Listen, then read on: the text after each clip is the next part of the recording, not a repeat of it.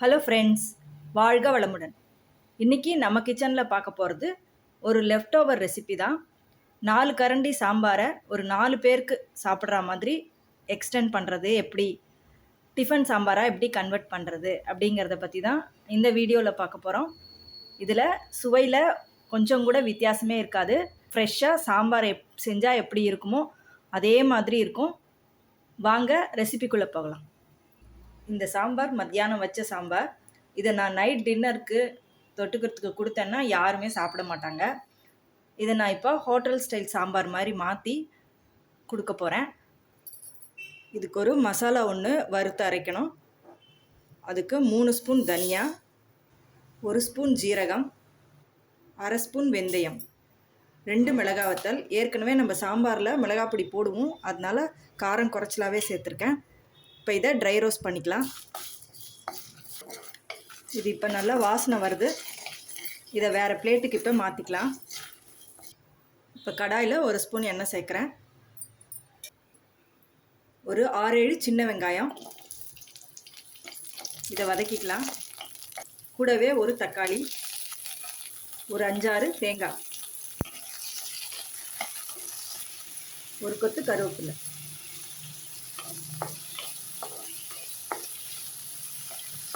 நீங்கள் செய்கிற இந்த சாம்பாரோட அளவு அதிகமாக வேணும் அப்படின்னா இப்போ நம்ம வறுத்தம் தனியா ஜீரகம் அதை கொஞ்சம் நிறைய டபுள் த அமௌண்ட் வறுத்துக்கணும். அதே மாதிரி தக்காளி வெங்காயத்தையும் கொஞ்சம் கூட போட்டுக்கணும்.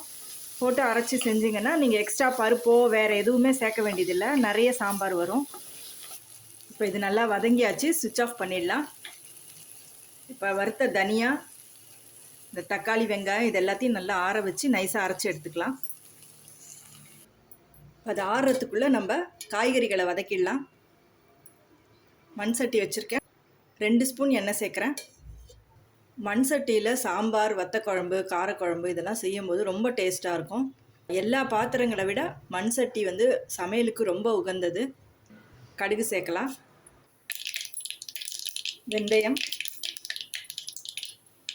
பெருங்காயம். இப்போ காய்கறிகள் முள்ளங்கி, அவரைக்காய், கத்திரிக்காய், வெண்டைக்காய் இதை சேர்க்குறேன்.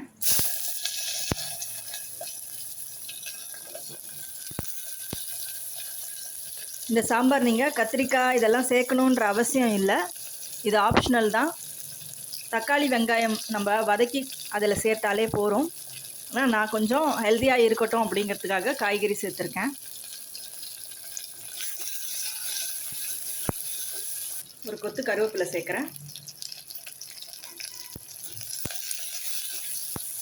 இது இப்போ 2 நிமிஷம் வதங்கியிருக்கு. இதில் ஒரு டம்ளர் அளவு தண்ணி சேர்க்குறேன். இந்த காய்கறிக்கு மட்டும் உப்பு சேர்க்கலாம், ஏன்னா சாம்பாரில் ஆல்ரெடி உப்பு இருக்கும். கொஞ்சமாக மஞ்சப்பொடி. இப்போ காய்கறியில் நல்லா வெந்தாச்சு. நம்ம அரைச்ச விழுதை சேர்த்துடலாம். இது கூட கொஞ்சம் தண்ணி சேர்த்து லிக்விடாக சேருங்க, இல்லைன்னா இது ரொம்ப கெட்டியாகிடும்.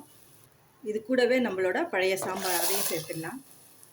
இதில் கொஞ்சம் தண்ணி நிறைய சேர்த்தா தான் இது கொதிக்க கொதிக்க நல்லா திக்காயிடும்.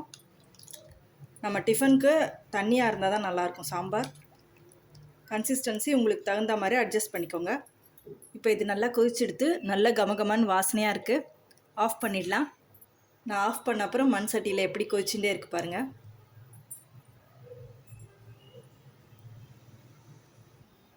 இப்போ சூடான சுவையான டிஃபன் சாம்பார் ரெடி. நீங்களும் கண்டிப்பாக செஞ்சு பாருங்கள், ரொம்ப நல்லாயிருக்கும். அடுத்த ஒரு நல்ல ரெசிபியோடு பார்க்கலாம். தேங்க்யூ.